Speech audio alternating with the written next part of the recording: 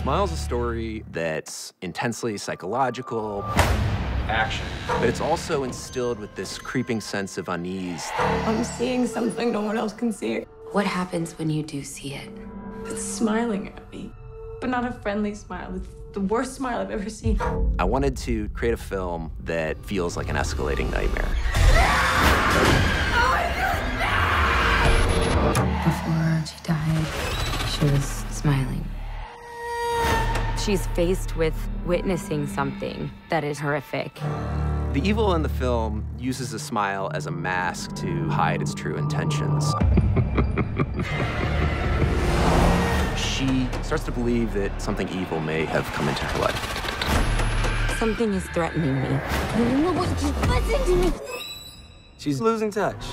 Rose, do you hear yourself? In a very real way. This story is just the kind of thing where you question whether this could happen in real life, and that's why it sucks you in. I really think you should speak to someone. I'm not crazy.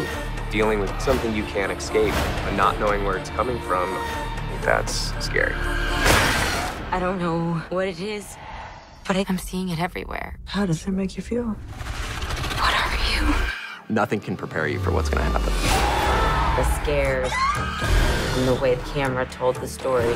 This is something that we really haven't seen before. And it's so scary. This is not real. It's real.